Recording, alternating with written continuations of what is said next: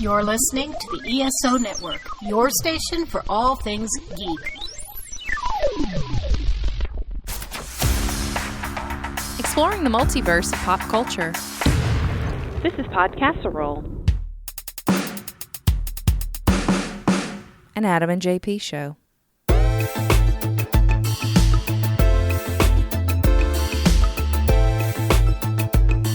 Hey, look, kids, it's the Tuesday Pod Casserole. Hey! I'm Jay Patrick, that's Adam. Adamantium for everyone today. It is. Oh, yeah. Schnickety all around.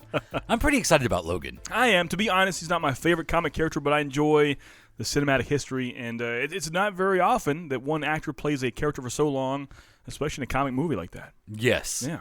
And I was actually shocked at how often Wolverine has been in these movies. Yeah, we have a lot of movies to talk about. Because you think, just like XMen, well, then he had a cameo in that one. Right. And then, he was in that one. Mm-hmm. Oh, and then Logan comes. He's been playing Wolverine for almost 20 years. Yeah, it's crazy, right? It's ridiculous. It's crazy. So, yeah, we're going to talk about Wolverine on film coming up. Hey, this weekend, looking for something to do, head to Louisville, Kentucky. Oh, yeah. We're going back. We're going back to the old stomping We are going grounds. back. It is a done deal. We will be there for the Louisville Arcade Expo. It's pretty awesome. Just me and you, buddy. The classic Ramada Hotel Plaza. The Ramada Plaza. Yeah. Ramada Plaza Yeah. in Louisville. It's our fourth year there. I forget every week. This will be our fifth. That's a fantastic show. If you don't know by now, the fifth time we've gone. If you love any kind of games in the past 30 years, odds are they'll be there in some kind of shape or form. Arcade cabinets, pinball machines, consoles from the 70s, 80s, 90s. It's all there. And today. Yeah. It's all there. Oh, your favorites from the 70s, 80s, 90s, and today. This year, the Bit Brigade is going to be there. A fantastic band. No, the way this thing works, it's a full band that plays on stage, and they have one guy in the center of the stage facing the crowd, facing the audience, playing an old NES game on a TV on the stage. They have this TV projected on the back screen behind them.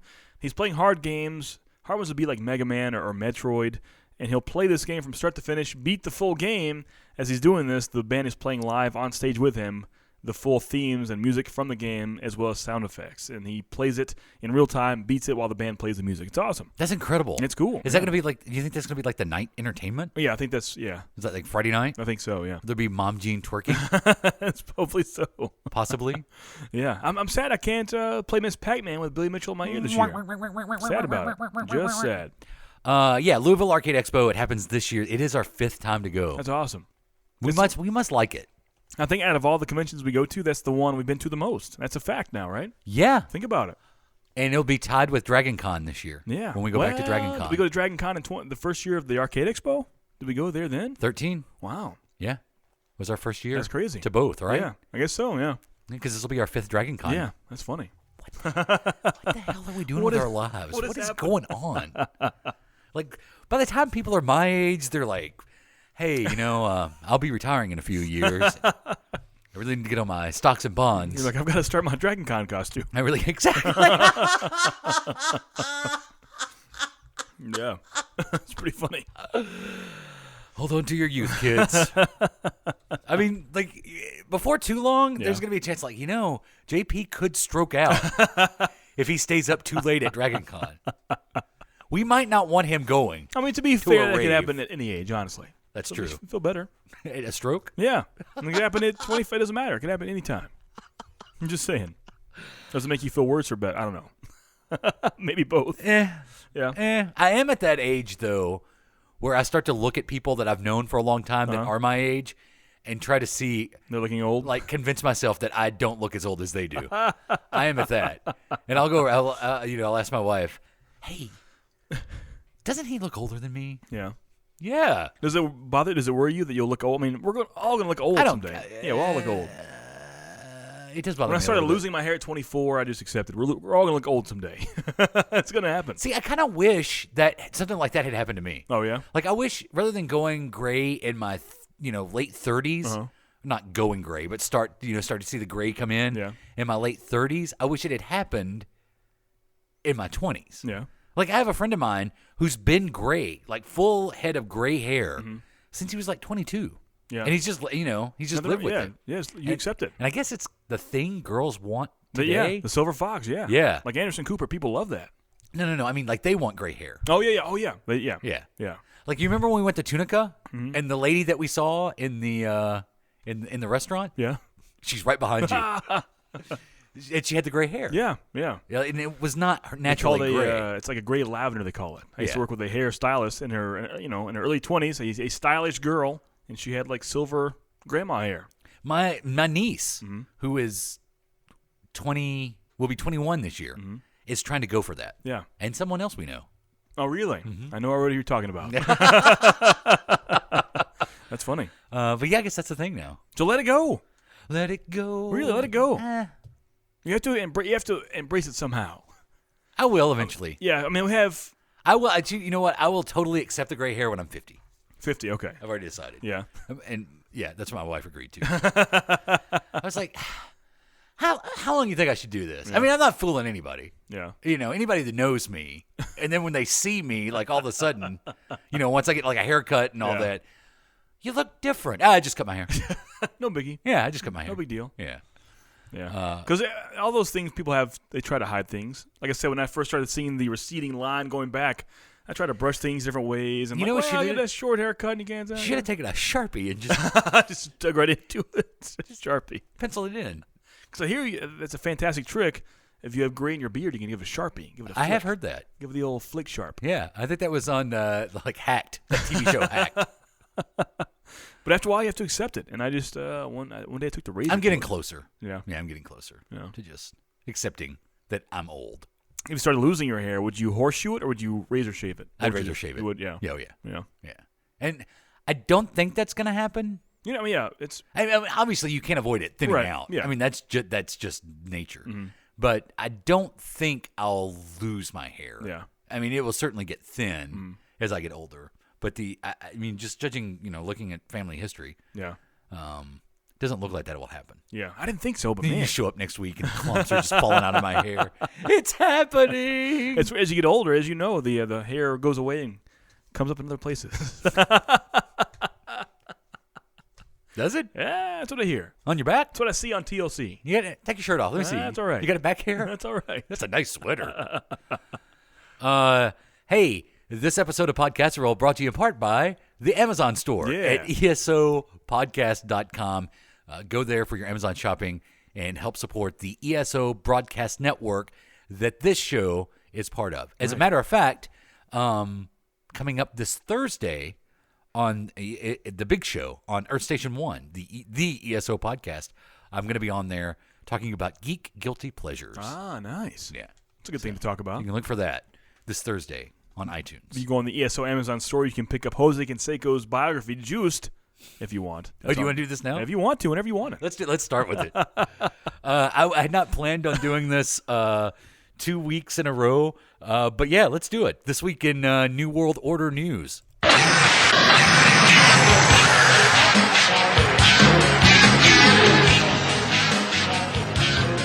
For life. You mentioned him. Let's start with him. Yeah. Jose Canseco. Jose Canseco, the classic Major League Baseball athlete for many years. It's kind of known now that he was on the juice, on the steroids back in the day. He's always been a muscled guy. He and his brother Ozzie Canseco were both muscleheads. Had majority of his career with the Oakland A's and known for being a slugger, a home run hitter. Yeah. His time went on. Pretty controversial guy. Always speaks his mind. And now that he has Twitter at his fingertips, things are even crazier. So if you go to Jose Canseco's Twitter, fun things can be found. Would you read some of Jose Canseco's Yeah, so start off. Wait. Yeah. I've got some Jose Canseco tweet reading music for you. Okay. Oh, thank you. I'll start off simple at first. Things are pretty innocent from the get-go. Jose says, "I'm tired of picking up all these dog shits walking my new Great Dane. The way this neighborhood treated my goats, I'm leaving these karma piles." That's what Jose says at first. Then things take a turn for the worse. After all those dog shits he leaves behind his karma piles, something snapped in Jose's brain. "The robot threat is being taken too lightly," says Jose. "Robots will not attack and kill us physically like in the movies," the next tweet says. Later on he tweets, "Listen to me. All humans, we need to take the fuck up."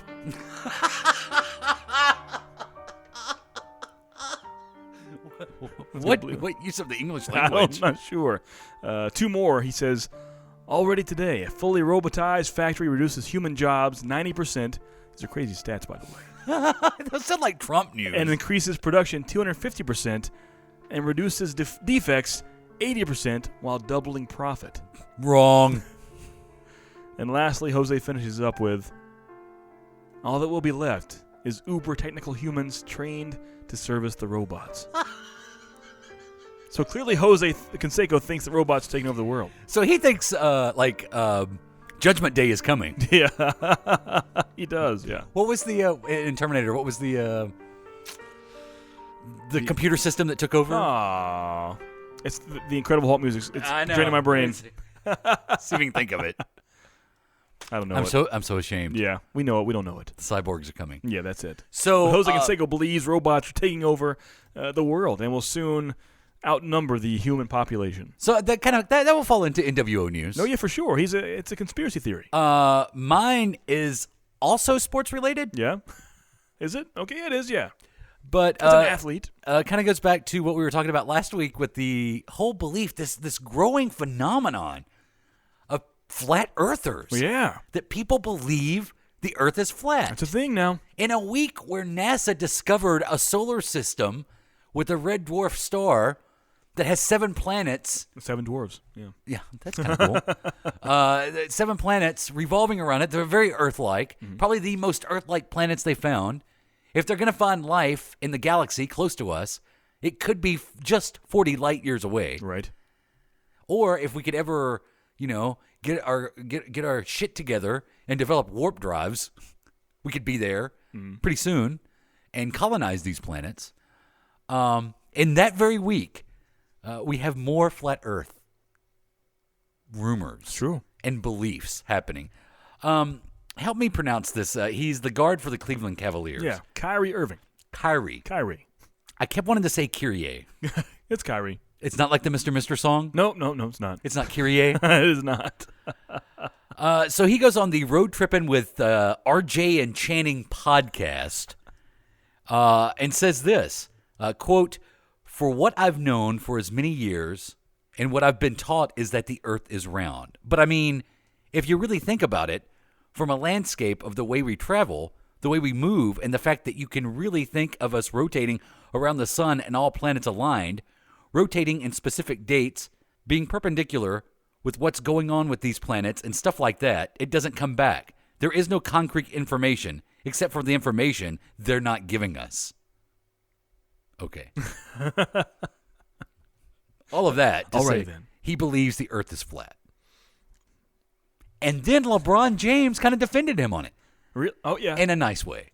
Basically, yeah, hey, he's a cool dude. He's an all-star point guard. We don't want to offend your peers. Yeah, that's true. That was probably very, very smart on his part. Where's this coming from? I think it's the new, I'm not bashing it, but it's the new Scientology. It's the new Kabbalah. It's the new thing to do now, Believe the earth is flat? Yeah, these crazy celebrity beliefs happen every few years, and now 2017 is the year of the flat earth. It happens. The best retort to this came from all people, Denny Hamlin. Oh, wow. Who is a NASCAR driver, who, when talking about it, said, "How can he explain when planes both travel east and west to get to the same country in Asia?" Hamlin questioned Wednesday at the Daytona International Speedway, just days ahead of the Daytona 500. How can 2 planes head in opposite directions and end up in the same place if it's not round? Good point. Not a big NASCAR fan, Good point. but I'm just saying. Yeah. Denny Hamlin's got a good head on his shoulders. Good going, Denny. Yeah. I'm just saying, like, if there was a smart person, a scientist that told me otherwise, I would think twice about it. But everyone that's saying this is a not-so-smart celebrity. You know who I want to see? And I couldn't find where he said anything about it. No, DeGrasse Tyson. Oh, yeah. I would love to hear what he Right. thinks about Yeah. this whole Right. flat Earth phenomenon that's Agreed. going. How could you believe this? It's crazy. It's just the new thing. It's the new fad. It's just so sad. New fad.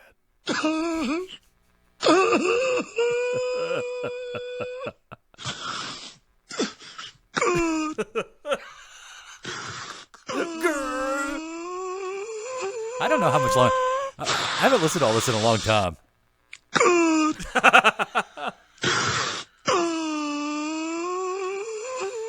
Alex Jones. His podcast is huge now, right? Isn't it huge now? I'm sure it's huge. It's huge. I think it's big. I think now InfoWars is getting, at least they're very close to having official press credentials for the White House. No. I'm serious, yeah. No way. Yeah, check it out. It's not a legitimate news outlet. Like when the whole fake news thing came about, it was about places like InfoWars. Right. And somehow Donald Trump was able to take it and turn it into fake news at CNN. Right, yeah. You know, I mean, he is, Donald Trump is, I mean, this is not political, but he's called into InfoWars and giving Alex Jones praise for for his reporting. That's a fact. That's not an opinion. That's a fact that happened. So I think it's time for them to have credentials. That's crazy. And that's this week in NWO News.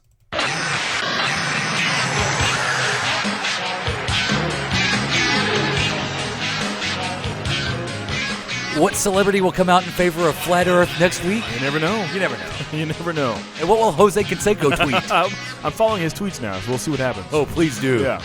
How long has his tweets, been crazy like that? That's off in the past week. Yeah. All that was. I don't know how far it goes back. We should do some research. I thought at first maybe it was a joke, but I don't think it was. No, I don't think so. I think Jose Canseco is batshit crazy. Otherwise, it does it to you. Hey, do you want to do the SOB of the week right now? Well, sure, let's do it. I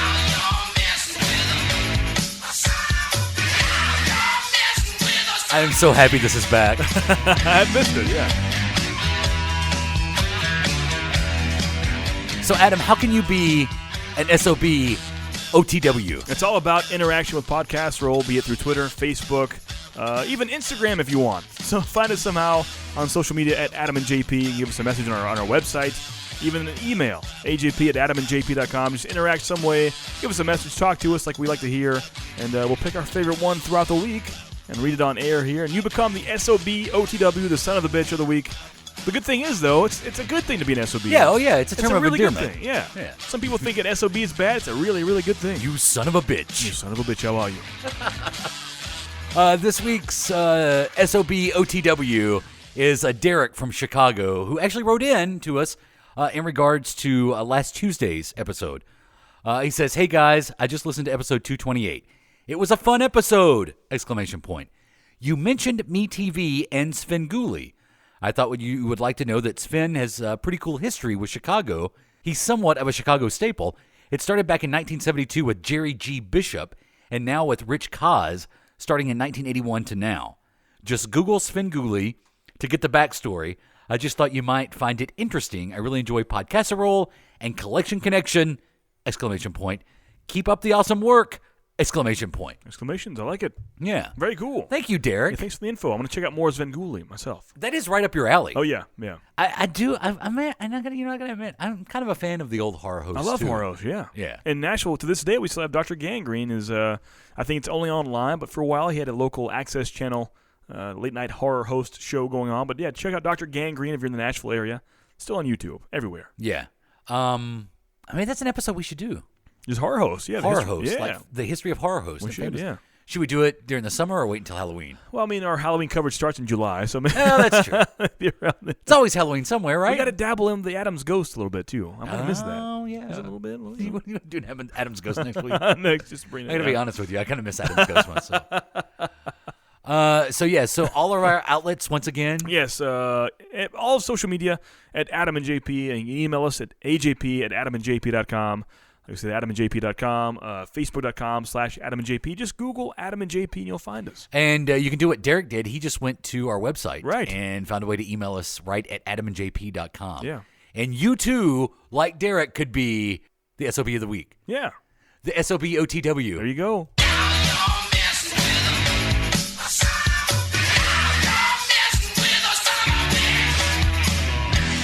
We haven't recorded at night in quite some time. You beat me to it. Our brains are in different spots. Yeah. To be honest, the past 3-4 months we've recorded around noon. Yeah. And on Friday. On a Friday, and now we're at midnight on almost a Friday. Yes. 12 hours earlier. A little bit different. For years though, we recorded this time around midnight. Yeah. But in the past few months, we've got a different feel to it. Yeah. I feel like my brain is more in tune during the day. It's more awake. Well rested. Yeah. Yeah. Yeah. Easy to. It's less easy to make mistakes. Yeah. especially the past few months. Like I've been going to bed pretty early. So like 8 o'clock. Yeah, sometimes. So now it's tough to be up till midnight. I'm kind of tired, not going to lie. I'm back, baby. Yeah, I do not miss being tired all the time, though. Recording till 1 in the morning, work at 4 in the morning, wasn't pleasant. No, and I'm doing that this week. Ooh, yeah. Yeah, it's not fun. Yeah, not good. So yeah, go to adamandjp.com and find all our social medias and email us. Please like do. Derek. Yeah. It was nice to hear from him. Thank you, Derek. And we've got more that I meant to do last week that I haven't done. Delayed. So. And by the way, a correction doesn't count as an interaction. There's a difference there. Well. There's a difference. That's funny you mentioned that. Uh-huh. We're going to take a break, and then when we come back, we do have an update from last week's show. Right. Yeah. In the mood to listen to some geeky conversations? Feel like the internet isn't the best place for an in-depth, respectful exchange of ideas?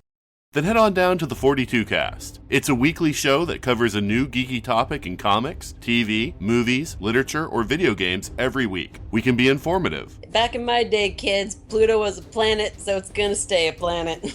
Irreverent. You learn so much from the X-Men. I mean, really. That Wolverine is the most important character no matter what.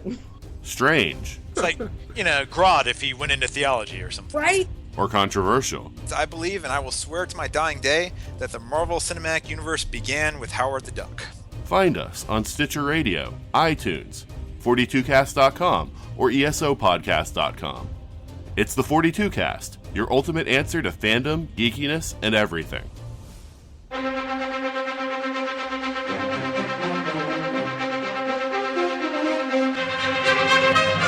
So, yes, we have a correction from last Tuesday's show. Right. Which was... When it happened, I felt wrong about saying it, about not saying it. Yeah, me too. Kind of. So we're going to do an update. And if this will happen, if there's a legitimate update, if we need to update our shows, we're going to do it right here. This week's update does have to do with video game franchises that should be rebooted. We recorded, like we were just talking about, we recorded that show last Friday. Yeah. And it wasn't coming out until Tuesday. And that's like last Saturday, I'm on MSN.com and I'm scrolling down, stories you might find interesting. Crash Bandicoot is back. Damn it. Yeah. Well, there's nothing I could do. There you go. I mean, obviously we had a good idea saying he should come back. All right. Because now he's coming back. Yeah, there you go. So they are are ahead of the curve there. We were. Now all we need is the same thing for Zombies Ate My Neighbors. Yeah, I think Mama's Family should come back. So yeah, there's the update. We said Crash Bandicoot should be a video game franchise that should be rebooted. Yeah. And it is in fact going to be rebooted. Even Target makes mistakes. You've seen the sales ads up front, the corrections. It happens. I don't consider it a mistake. No. Just it's lapse, an update. A lapse in time. It's an appendage. Yeah. An addendum? Appendix? It's an appendix? A compendium? An addendum, right? Is that what I'm trying to say? Sure. Wolverine's been in a lot of movies. Quite a bit. It is midnight. It is midnight. And we did not see Wolverine on the big screen until... And he has a very colored, historic comic book history. Yeah. He has an historic history. Yeah. Even more so, I'd say it boomed in the 90s, I would think. Yeah. I think with the that 90s X-Men, the Volume 2, and the 90s cartoon of X-Men, is whenever Wolverine came to be what he is today. At that point, we became Wolverine and the X-Men, no longer X-Men with Wolverine. That's true. And the cartoon, the cartoon was Wolverine heavy. That's what I'm saying. At that point, it became that. Yeah. Yeah. So then in 2000, we get the first X-Men movie. Yeah. And Wolverine plays very heavy into this film. Again, continuing the trend of kind of X-Men or Wolverine in the X-Men. Yeah, as you know by now, the Wolverine in these movies isn't necessarily a comic Wolverine. I see the comic Wolverine being a much more animalistic character. The classic mask and the yellow and blue attire, sometimes orange and brown. I'm colorblind, but I think that's the other color scheme he has in the 90s. He had a darker brownish tan, orange. And he had the bomber jacket. Right, yeah. But the X-Men, plaid shirt. The first 3 X-Men movies we'll talk about soon here, that Wolverine just was kind of an all black, and that new Bryan Singer X-Men costumes. And I think if anything, that's kind of what's hurt him so far. He needs that classic Wolverine costume. I don't think that's not a ridiculous request. I think it can be done. I think it would look ridiculous. You think honestly. so? I mean, what do you think? What's the line from X-Men? Which one? What, you want yellow spandex? And I had an sounding yes. Yes, I do. Yes, please. And a crazy eyepiece. Yeah. That's like the classic Wolverine mask. He needs that. He needs it. I don't think it would work on this You Wolverine. don't think so? I think the Hugh Jackman Wolverine, it wouldn't work. That's sad because I don't like the comic Wolverine, but I really don't like those first 3 X-Men Wolverines at all. I believe you've already met Dr. Jean Grey. You're in my school for the gifted, for mutants. You'll be safe here from Magneto. What's a Magneto? A very powerful mutant who believes that a war is brewing between mutants and the rest of humanity. I've been following his activities for some time. The man who attacked you is an associate of his called Sabretooth. Sabretooth? Storm. What do they call you?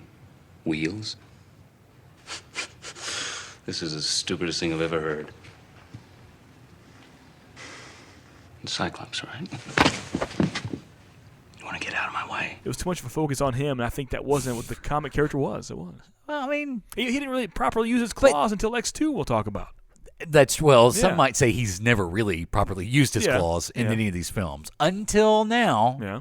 If you've seen the Red Band trailer for Logan, yeah, a little bit. He doesn't too. People come into the mansion and in the kitchen there against the fridge. He gets one. Oh yeah, that's true. He goes straight to the chest a little bit. That's true. Yeah, but never in the first one. No, never at all. And they're more defense than anything. Yeah, in the movies. I compare Wolverine in general, the character, as the Raphael from Ninja Turtles, the Teenage Mutant Ninja Turtles. He's kind of that angsty, mad, never part of the group. In the same way as the Ninja Turtles in the movies and the cartoons never really use their weapons in an offensive way. It's very defensive. Like even Leonardo has 2 swords, 2 sharp katana swords. You never see him stab someone. It's always he'll hit them with the butt of the handles or he'll block their incoming attack, but it's in the same way as that. It's like Triple H and his sledgehammer. Yeah. He doesn't use the sledgehammer like he should. It's true, yeah. So you did not like Hugh Jackman in that first X-Men at all? Not at all. As Wolverine? Not at all. Not one bit. Wait, this is going to be a long segment. No, it gets better. It gets better. I think that was my least favorite Wolverine, except for Origins, of course, but that's a different thing. Oh, yeah. But, did you finally watch X-Men Origins? Yeah. The Wolverine? Yeah, well, most clips. Let's say that. But, as we've established, they did give you that kind of sympathetic side of Wolverine. I guess so. In that first X-Men movie. Yeah. And you feel for him. Yeah. He's very protective of Anna Paquin. But you can't deny that as far as screen time, going back to the Batman franchise. I know where we're going with this. If you say The Dark Knight in the Batman series, you like Batman, but you love seeing Joker more. Right. And for me, this first X-Men movie, I enjoy seeing Wolverine, but I enjoy seeing Sabretooth much, much, much more. When he comes on screen, I'm like, oh, cool. When I see Wolverine, I'm like, oh, Sabretooth's back. Oh. And I think that's kind of a bad... you had that Wolverine bias. I know, but I think most people, when they see Sabretooth, it's kind of cool. Yeah. Like Wolverine's like a normal dude. What about when you saw Magneto? But clearly they should both be they should be in the same category there. They should both have that animalistic, sharp tooth, just kind of rabid feel to it, and that Wolverine doesn't have it yet. Yeah. That's the way I see it. Don't you agree that Sabretooth was more of an animal in that first X-Men movie? But I think his character is in general anyways. I see them as kind of the same. Like both maybe a different group they've joined, but almost the same traits, same personality, same everything, just good side, bad side. That's how I've always seen those two characters. I don't know. I don't even know that you would say, and if you can still say this, that Wolverine's spirit animal is actually a Wolverine. Right, yeah. But Sabretooth in the movie... It's clearly a Sabretooth. Leaps and pounces like a cat. And Wolverine rides a motorcycle. Yeah. Well, he's the cool guy. But in the comics, Wolverine leaps and pounces like a cat. The classic almost Spider-Man jump, Yeah. That's all I'm wanting. But his interaction... I mean, that's the only time that he appears animalistic in the comics. Yeah. His interaction with people, he's got a short fuse. I think that feralness is what's missing from the cinema style of it. In the comics, that's fair. A savage animal. But here he's kind of, as we'll talk about in later installments, he's a time-traveling detective in some ways. He really is. But I know that you have a problem with, especially in this X-Men movie in 2000, Wolverine is the one you want to be the leader of the X-Men. Right, yeah. And he is portrayed that way. Yeah. And he is painted that way in the film. Isn't that odd? And you think that's a slight to Cyclops. Yeah. The actual leader of chosen by Professor X himself to be the leader of the X-Men, never once chosen as Wolverine. It's just odd to me that people go towards that. And they're going against Professor X's blessing. That's not cool to me. And when you have X-Men choosing Wolverine, Jean Grey pretty much chooses. That's who she wants to be with. Yeah, is Wolverine. Yeah. not You think Scott. So? You think so? Scott and his ruby glasses. You think so? But they're married and they have good kids and stuff. And That's not. But Wolverine has her heart. I think she doesn't love him. She's lusted by him. It's that mystique. She doesn't know. No pun intended. She doesn't know where he came from, his history. It's that that dark and mysterious guy comes out. Well, of he's nowhere. the bad boy. That's what it is. You see. That's what it is. And then we get to 2003. But before we leave the original X-Men, give me a little compare and contrast of when you saw this 17 years ago, right? And then when you see scenes from it or rewatch it today. Do you think it holds up? No, not so much at all. The first time I saw it in theaters, for me, that was the first real time I'd ever seen a superhero movie in theaters at all. And to me, even the stuff we have now, the Avengers and the Marvel Studios and the cinematic universe, I think it all ties back to that. I mean, some would say other movies before that, some would say Blade even, but for me, it all picked up with the first X-Men movie. And like it or not, Wolverine was the main character of that first movie, so we owe a lot to him. Yeah, I totally agree with that. Yeah. And even Bryan Singer, who was trying, right, to create this legitimate, kind of film franchise. But it's got the 89 Batman effect. When 89 Batman came out, people said it was the best movie, or at least comic movie of all time. It can't get any darker than this. Same goes for X-Men 2000. Oh, it's great. It's so fantastic. This is the pinnacle. We see it now 17 years later, and it's borderline laughable. It really is. All of it. The whole sequence at the Statue of Liberty. Yeah, the fact that from the get-go, you see now Magneto is 30 years too old for that character. I understand timeline. They're trying to make him where he could be a child in World War II in Nazi Germany. Yeah. But, man, that's a stretch. Like, you see him now, he's, I don't want a 90-year-old Magneto. Don't need that. I don't think you'll ever see Ian McKellen as I'm Magneto fine with that, again. man. The last time we saw him, he was... I didn't think we'd see Patrick Stewart as Professor X again. Yeah, that's good now for Logan we'll talk about soon. He's actually old now, so that's good. Then we get to 2003 and X2, right? Just called X2, the sequel to X-Men. Things pick up here action-wise and Wolverine heavy, but I believe, in my personal opinion, the weakest of the original trilogy. This is a very Wolverine-heavy story because, Wolverine was part of Stryker, the bad guy's Stryker in this movie. Right. The general? Is he general? I think so. Commander? General? One of those. And apparently, things. He had a task force in the past that Wolverine was part of. And it was during that they decided to enhance his healing ability by basically putting animanium on a skeleton. Yeah. And so you start to see that kind of story develop in the X-Men movies. It's been a while since I've seen that. Further. It was hinted at in the first one, and then it's really explored in X2. Do they refer to it as the Weapon X program in that movie? It's been a while since I've seen it. We all know that's what it is from the comics, but was it ever referred to in that movie as the Weapon X program? I know later on they call it that, but I can't remember if X2 even called it that. It was kind of, they beat around the bush on that. I thought they did call it Weapon X. Maybe. And the problem with this is, you have Magneto always in the background, but in X-Men 1, the first X-Men movie in 2000, you have Toad, Sabretooth, many of the Brotherhood. Mm-hmm. In X3, you have even more so. But in X2, for the most part, it's Stryker. And I believe a group of superheroes / mutants need more than one villain, just a normal human with some military background. That wasn't enough for me. Yeah, but what Stryker wants to do is a threat to mutants in general. I've never liked that. I don't know. You said you watched Heroes back in the day, right? Did you watch the original Heroes series? Yeah. Oh, yeah. So, it was a fantastic first series. And I believe in season 3, the government gets involved, and there's this normal human, it's same as a Stryker figure. It brings in the government, and it's just a normal guy with an organization. And for that stuff, I'll take that as a normal storyline for normal people. When it comes to superheroes, I don't want to dip my chocolate in my peanut butter. Yeah. Because I think in my head it's so Stryker's overpowered. a pretty important comic character. In my head, it's so overpowered. Like, there's no, as much as I don't like Wolverine, the character, that against Stryker's no competition. But if you're going to tell this story, yeah, which was loosely based off the graphic novel God Loves, People Kill. I don't know. And, I think that was the name of it. Loosely based off the graphic novel God Loves, Man Kills.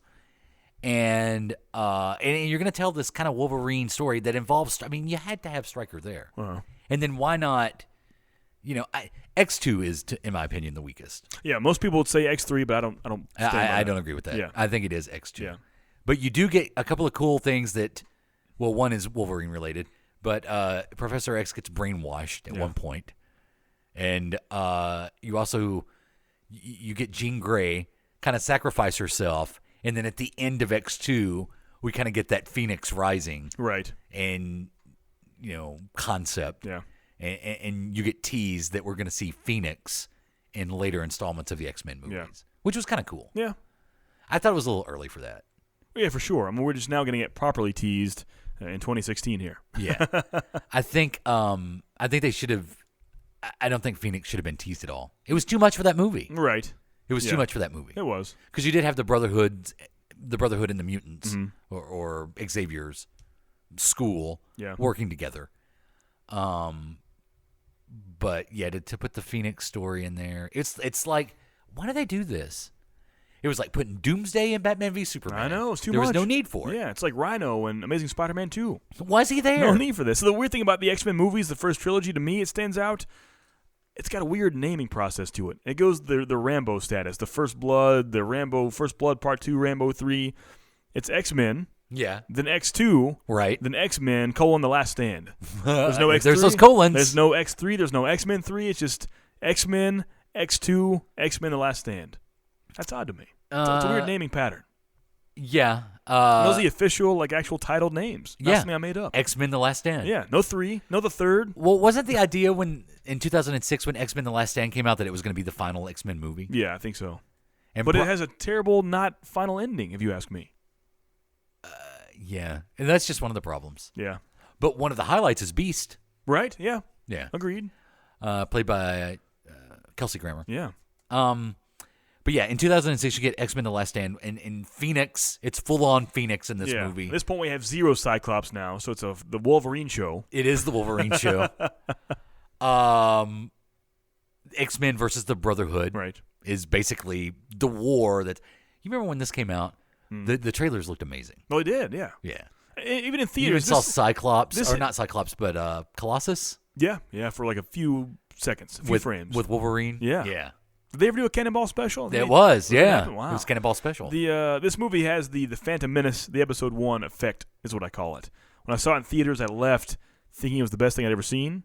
I bought it on DVD straight when it came out in full, not high definition yet, DVD, standard definition. And I watched it, and I still loved it. But as time went on, I thought about it. I'm like, wow, man, that wasn't so good. Yeah, it's not great. I think in general, I think it's better than X2. Yeah, as a movie. Me too. But I don't... I was thinking, in general, that whole first trilogy just kind of... It was revolutionary, and we have a lot to thank for that, but overall, it kind of fell flat. Had Bryan Singer stayed with X-Men The Last Stand and not run off to create Superman Returns, do you think it would have been better? Do you think part of that is Radner directing? No, because, the director can do so much. He was handed a script, and his vision was given there. As far as the script goes, he couldn't change that. Yeah. Unless he helped write it. I'm not sure. I did like that you really started, because, that first X-Men movie was, it was kind of like a close-knit group. Yeah. It was like, you could count on your hands, basically, the X-Men. But it was Wolverine, Storm, Cyclops, Jean Grey, Professor X. Not only that, but the Did villains. I leave anybody out? In the first one, the villains were so good. I'm not a Toad fan at all, but Ray Park's version of Toad was fantastic. Toad's really good. Yeah, it's cool. What do you think of Mystique? Yeah, what about her? The Rebecca Romijn versus... that version? Yeah, Jennifer Lawrence. In general, I've never enjoyed the character comics or film too much. Yeah. It's kind of a cheat. And you can never tell, is she good or bad at both? You have the first trilogy where she's definitely evil and bad, and with the Brotherhood, and now we have the prequels, the modern movies, and she's kind of the main character that is good, but you can't fully trust her during these new movies that are prequels because she'll go Anakin style and turn to the dark side later the whole time. So I can't be invested in that character that's good when soon after she'll be bad. That's how I see it. I don't like flip-floppers. Yeah, that's true. Unless you're a Skywalker. I think you do it all day. Yeah, it's fine. Is there a Wolverine highlight in X-Men The Last Stand? I think so, yeah. The final scene whenever Phoenix has her full powers ablazing. Yeah. And only he can stop her. He's walking towards her, and his flesh is ripping off. And, of course, he has the adamantium skeleton and the healing factor. But that visual as he's walking towards her up the rubble, and his face is ripping off, his chest, and he's in ultimate pain. He still feels the pain, but he can heal from it. And that was kind of a cool visual. I'm the only one who can stop her. Get everyone to safety. Go.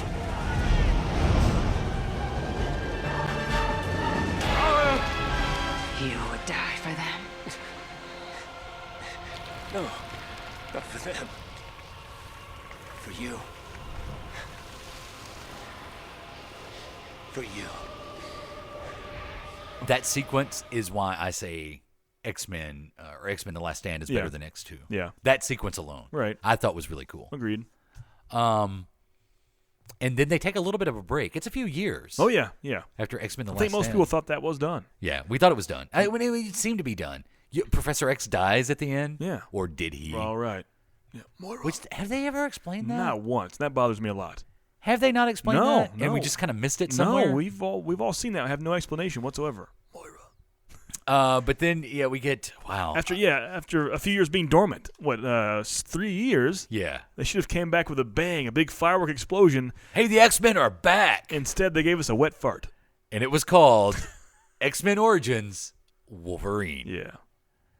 I don't even know where to begin with this movie. I mean, can we agree this is the worst of everyone we'll talk about today? This is the worst of all these movies with Yeah. Wolverine in them. It's the absolute worst. Uh-huh. Victor Creed. The only good thing that comes from this, though, is we have Ryan Reynolds as Deadpool. That's true. Now, if I said this on a podcast 3 years ago, you would slap me in the mouth.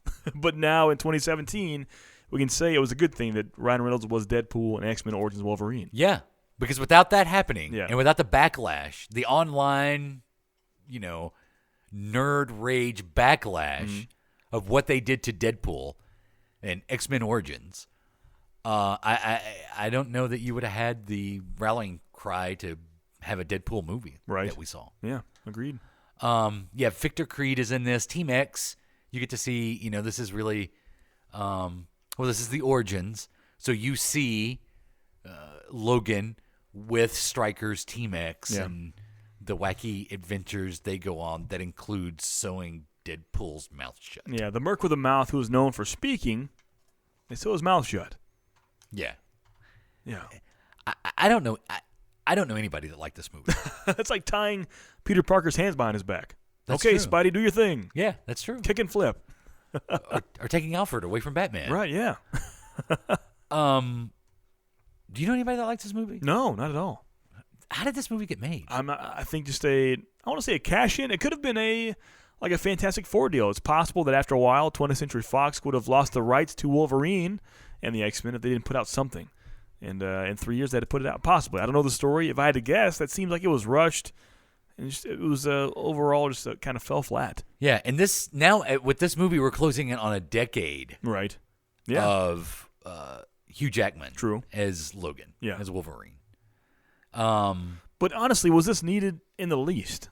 His origins. And it seems like the way they title this, X-Men Origins, the dreaded colon shows up. X-Men Origins Wolverine. It makes it seem like there could be an X-Men Origins Cyclops. I think that's what the plan was. X-Men Origins Rogue. I really believe that they thought, rather than, and this is what it comes down to, man, rather than having these big cast movies where we're having to pay Patrick Stewart and Hugh Jackman and Famke Jensen and Storm.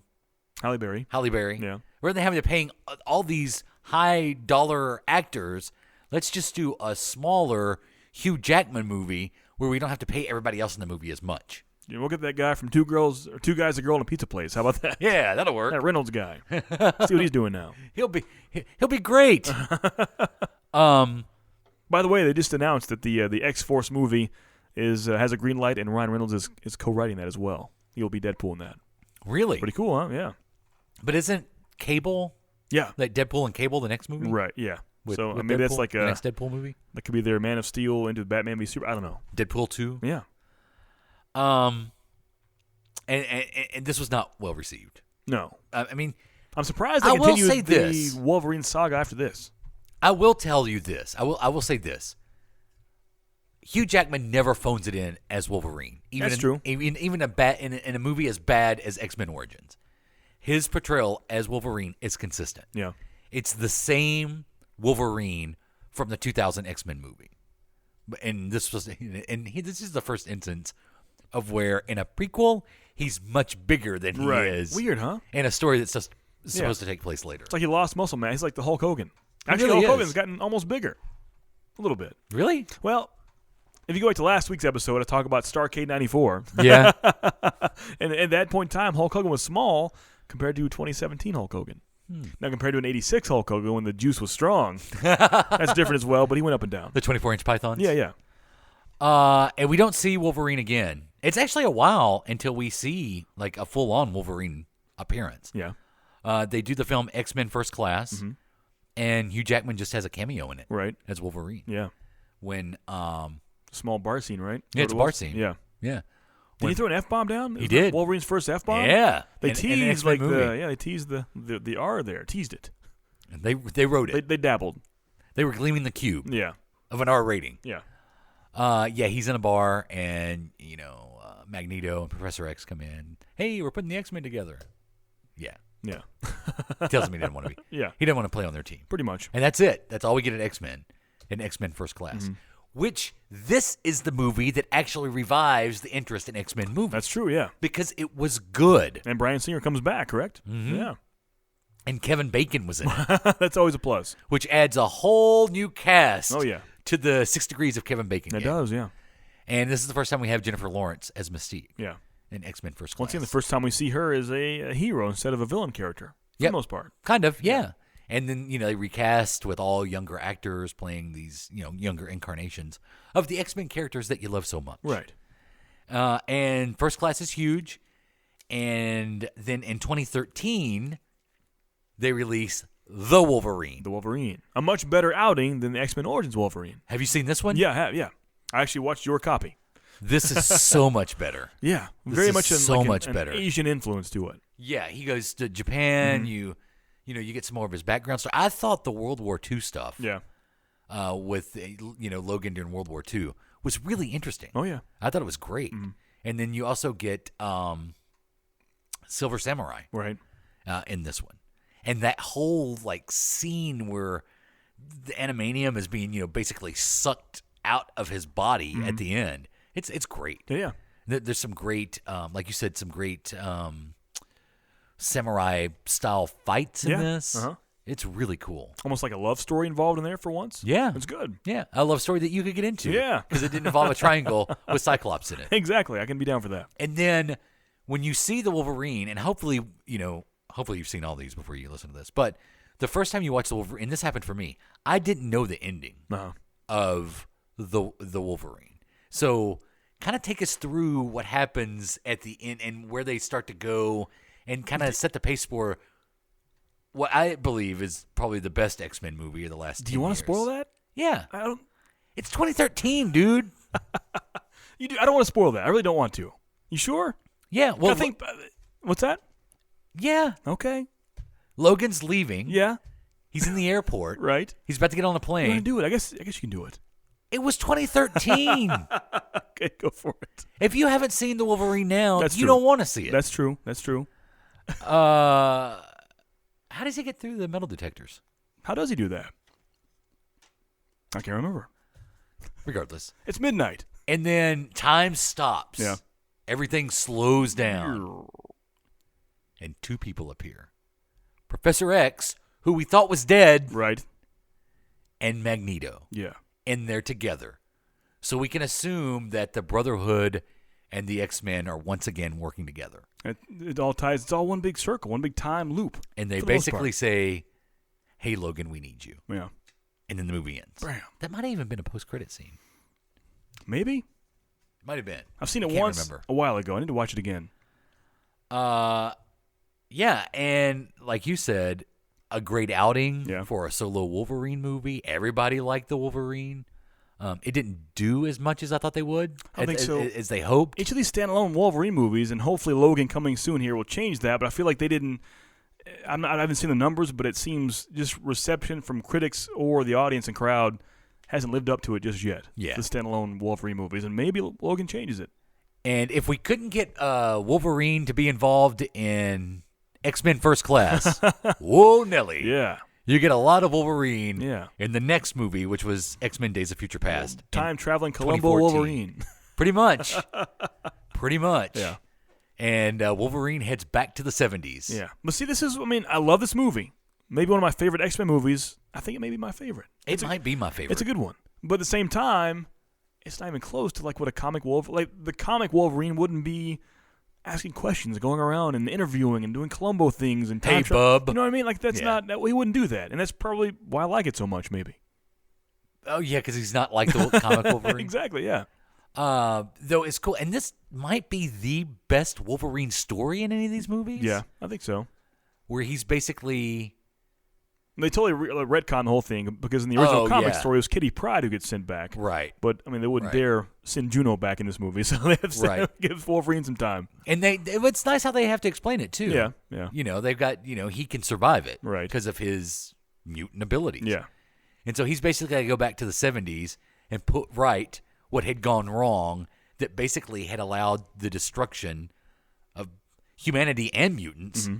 And what year was that supposed to be? Like, how far in the future was that supposed to be? I'm not sure because, once again, we have Professor X and Magneto pretty old, but we have Logan coming here soon, and Professor X is much older than he was in the beginning of Days of Future Past. So, I don't know. Yeah, I don't know either. Near future? 2020? Maybe. But at that point, the timeline still doesn't make sense. Yeah, because humanity is basically living under the rule of, tyrants. Yeah. That are hunting and killing mutants. Right. And only a few remain. So if we do that and we say Logan is, I should look this up, but I'm just guessing Logan is set in 2030, we'll say. At that point in time, if Professor X and Magneto are the exact same age or around that, and Magneto was, 10 years old? See, it doesn't make sense. In general, if Magneto was 10 years old in 1940, when he was being taken away from his parents at the concentration camp. Right. He's born in 1930. Therefore, if he and Professor X are the same age, Professor X is 100 years old in Logan. Which is possible. Yeah, I mean, I guess so. It's not impossible. Yeah. He seems like a kooky old man, though. Right. Logan. Yeah, what happened to the school? The school's been shut for years. Are you a parent? Sure as hell hope not. Who are you? I'm Hank. Hank McCoy. I look after the house now. You're a beast? Look at you. I guess you're a late bloomer. I don't know what you're talking about, but I'm gonna have to ask you to leave. So where's the professor? There's no professor here. You're pretty strong for a scrawny kid. Come on. Sure there's not a little beast in there? Come on, beast. He's not here. Come on, beastie. Hey! I said the school's closed. You need to leave. Not until I see the professor. There's no professor here. I told you that. Look, kid. You and I are gonna be good friends. You just don't know it yet. So yeah, that's it. I mean, and to fix the future, Wolverine travels to the 70s. In the Logan description, it says in the near future. Doesn't say when. In the near future. But the classic imagery of Wolverine over his fellow X-Men grave sites, I guess they won't say what year that is, just what year they died. We'll see. That's an old Professor X, though. It's a very old Professor X. Yeah. And then I have this next movie on here because I think it's worth mentioning. Because even though not technically talking Deadpool in the movie, I agree. I have it on there too. He's in the movie. Yeah. And that's 2016's Deadpool. Right. I mean, Wolverine was a big part of that movie. Yeah. Not just that, but Hugh Jackman. I mean, in general, the actor Hugh Jackman has a big role in there. Yeah. Yeah. And like you said earlier with the X-Force, and I mean, that Deadpool is supposed to be in the same continuity as all these X-Men movies. He shows up at the mansion. That's true. The doorsteps, but he's still there.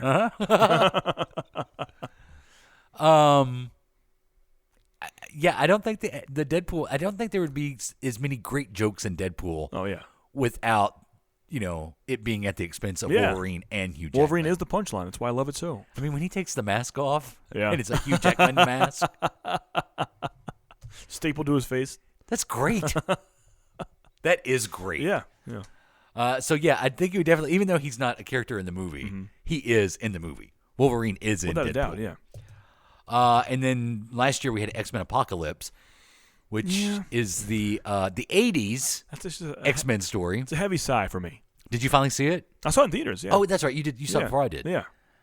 And as far as Wolverine... What did you think? I don't know if we ever spoke. I told you what my thoughts were. I don't know if I ever got your thoughts on that movie. Oh, I said it was okay. 2016, as much as we got hyped for it, 2016 was a rough year in comic movies, if you ask me. It was not as good as we thought it was going to be. No.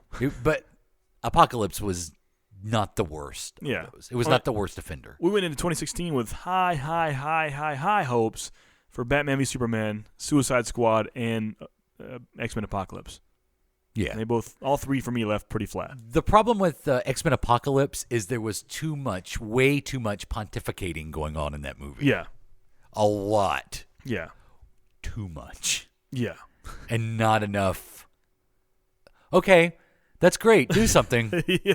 You just going to talk? Are you going to talk me to death? That Apocalypse was kind of rough. I won't lie about that. But there's a Wolverine cameo. Right. That ties right into the whole Weapon X. Right. I think this is, once again, as far as comic portrayal, that's a pretty close Wolverine. He's feral. He is he's a lot savage, more feral. Yeah. If that's what you're looking for, that's what you got in X-Men Apocalypse. Uh-huh. And he does go nuts. Right. When he's escaping the Institute or whatever. Just blood and gore, and he's kind of naked with the tubes, and it's good. He is like a caged animal just released. Yeah. But that's got to be... So I'm trying to think where it falls in the... I guess right before X-Men Origins Wolverine, right? Yeah, it would have to be. Right before that? Right before X-Men Origins Wolverine. But the Wolverine, when is that then? Is that right after X-Men Origins? Yeah, I guess so. No, the Wolverine is right after The Last Stand. Right. In continuity, right. The Wolverine That's confusing. Is the very next movie That's weird timing. Chronologically after X-Men The Last Stand. I've been raised by these movies and I'm still confused about it. It is very confusing. And, of course, that brings us to this year's Logan. Right. That comes out next weekend. And I'm past the idea of putting hope and faith in the trailers. I've done that. 2016 was a perfect example of that. I got so hyped. I was giddy the first time I saw Batman v Superman until they showed the Doomsday trailer. I was giddy the first time I saw Suicide Squad. I was giddy the third time I saw the third trailer. I was giddy when I saw X-Men Apocalypse, the trailer. Yeah. But I see those movies and I left disappointed, and I'm afraid Logan may do the same. We got ourselves an X-Men fan. Maybe a quarter of it happened, and not like this. In the real world, people die. Logan. I don't want to talk about it. Logan. Just stop. Be careful. I don't think so. After the hype we gave Suicide Squad, you can't say... That's true. You're absolutely right. With a good I don't believe it You're anymore. right. You're right. With You're a good right. trailer does not mean a good movie. You're right. I mean, but you put Johnny Cash. I know. With Old Man Logan. Queen with Joker, man. I know. I can't argue with you. But they have tricked me yet again. Yeah. And I do have high hopes for I'll Logan. be there opening night, without a doubt. I'm excited about this one. I think, Wolverine aside, I know this is the Wolverine show, but that aside, it looks like just a good filmmaking and a good story. The first R-rated theatrical release, X-Men, well, I guess Deadpool, technically. Yeah, but with X-Men characters, I guess, if you understand. With the X-Men characters that we know and love. I knew this would happen as well. I knew as soon as we Deadpool, called it. Yeah. We called it. Yeah. But it is a different route than I thought they would go. Mm-hmm. I thought they would go more the wacky R rating. Oh, you think so? Yeah. And this is more that's what he uses his claws for R rating. Yeah. And X-23 looks really good, too. Oh, yeah. Yeah. She looks... I think she'll have some stuff herself, some violence herself. So this, and again, I think just like we were talking about earlier, which Days of Future Past, Apocalypse, even X2, it looks like there's elements that have been taken from Old Man Logan, right? But it is not Old Man Logan, not at all. No. But I do think you're going to get the iconic scene you're talking about. Oh, the grave site, standing over the graves. I thought you meant the baby Hulks. No, that's not going to happen. Not going to happen. That won't happen. So I don't know. We'll tell you what we think. Yeah, are you going to see it pretty early on? Logan? Yeah, I think so. Mm-hmm. I think so. If I went to see Lego Batman opening weekend, I should probably go see Logan opening. Yeah, I haven't done a good midnight release in a while. Or I guess a Thursday at 9 release now. Thursday at 7. But we'll be in Louisville. Oh, it is that way. Oh, yeah. Is there a theater close to the hotel? It's got to be, right? We can go away for 2.5 hours. Yeah. Maybe. Go find Logan. Let's go. Hey, guys. I didn't think about that. Let's go find Logan. But remember, it comes out Thursday night. It's a Friday release, but Thursday will be. I'm going Thursday. Oh, okay. Let's do Thursday. Thursday it is. Yeah. I'll do that. Thursday all around? Yeah. Join us. Yeah. I kind of miss midnight releases. I do miss, because we still use that term for it, but it comes out 7 on o'clock. Friday, but 7 o'clock on Thursday. It was something special. You saw a very sincere crowd for the actual midnight release back then. Yeah. Is there any matinees on Thursday? No matinee. I think from what I've seen, even for Star Wars, 7 p.m. is the earliest. Yeah. Yeah. We'll see. We'll see how good it is. But a lot of people are excited. It's almost 2.5 hours long. Well, this is it. Well, Yeah. this is it for Hugh Jackman. Mm-hmm. I mean, he said last year that this is it. This is his last outing as Wolverine. Yeah. Which begs the question, do you recast Wolverine, or have we had enough Wolverine on film? I mean, I think not in the next 10 years, but it will happen eventually. You know that. Yeah. You're right. I think in general, in the big picture, what do you say the Joker is a more iconic character than Wolverine? In the big picture of all comic culture, would you say Joker is bigger than Wolverine? Yes. And we've had 3. I mean, and since the 60s, 6. I mean, if you count Mark Hamill, 6 Jokers. Yeah, that's 5, true. 4, Yeah. 5. I mean, a lot. And 3 in the last 10 years alone. Yeah. So I think if the Joker can be replaced so often and people are acceptable to that, Hugh Jackman is last night's trash. He's out of here. What? Well, I have enjoyed his. I'm not saying I haven't. His wacky romps as Wolverine. For what that character brings, he's done the best job anyone could and probably ever will. Let's say that. But this could be a 89 Batman. We said in 1990, Keaton is my Batman now and forever. Make mine Keaton. Yeah. And then Kilmer showed up and just blew him away. So let us know, what's your favorite Wolverine X-Men movie? I would say my favorite, for me personally, is going to be Days of Future Past. Least favorite is X2. No, X-Men Origins, of course. Yes. Least favorite. Yeah. That is by far. The same for you? Same best and worst? I think so. Days of Future Past is probably my favorite.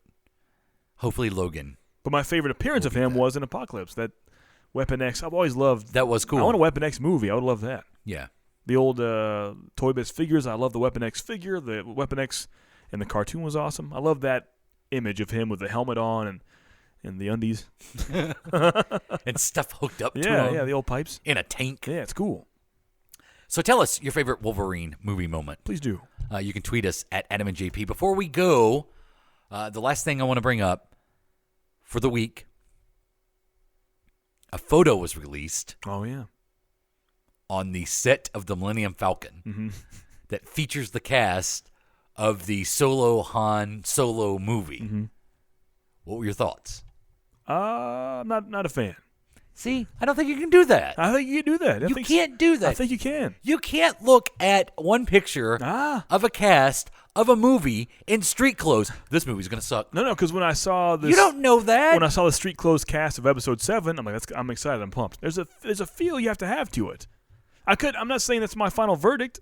As of right now, I'm not pumped. I could see it and be my favorite Star Wars movie of all time, and I'll tell you that. But as of right now, I couldn't care less. Or could care less. You're hard-pressed to find anything bad with Donald Glover in it. I agree. He's awesome. And honestly, the actor that's playing Han Solo was I love him. What was he in? I saw recently. That one movie. It was the Coen Brothers movie. I forget what it's called, but he was fantastic in that. Hail Caesar? Yeah, that one, yeah. Like, I had no idea. I loved his character so much. That actor is fantastic. Who is he? Looked him up and saw he's the new Han Solo, and that got me pumped. He's an amazing actor. He's great at his craft, but it could have been whoever on there. I don't think it's needed. It could have been the best picture in the world, and just got me so pumped, but in the back of my head, I know that's not needed at all. So you don't want to see Han Solo's backstory at all? No, I don't know. Well, you know my take on the Star Wars universe. Force or nothing, baby. Blasters are for dweebos. What? Yeah, I mean, advance the Force story, the Skywalker legacy. And they are. I understand they are. Did you see the other picture that came out? That was the clapboard? No, I didn't see that. It was Han first shot. Ah, that's funny. That's funny. It's fine. Han Solo's good, but it's not. He's the potatoes to the story. I want some more meat. Really? Well, maybe that's Lando. Yeah, even then it's Lando. But once again, Glover is fantastic. He's good. He is really good. Yeah. But you were excited. I mean, you enjoyed, all bias aside, that photo got you pumped? The photo didn't get me pumped. That's what I'm saying. The idea of a movie just about Han Solo gets me pumped.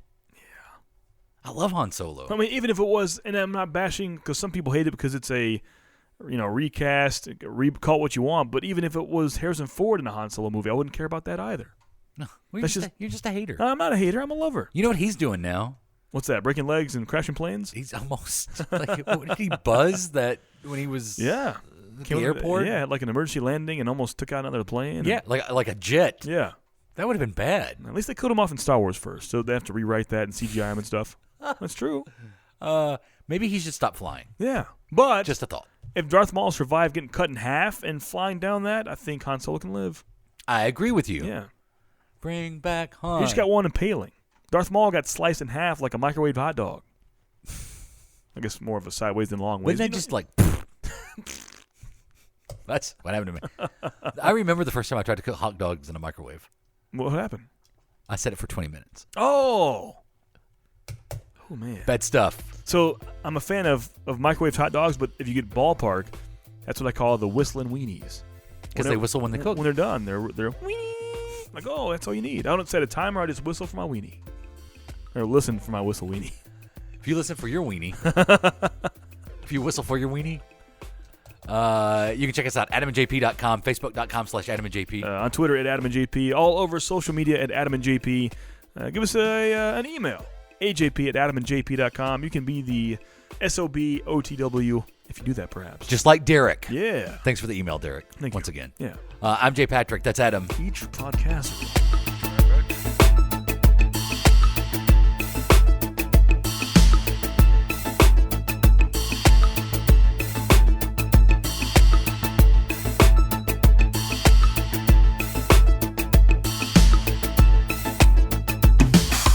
This has been a production of the Adam and JP family of on-demand talk radio. AdamandJP.com.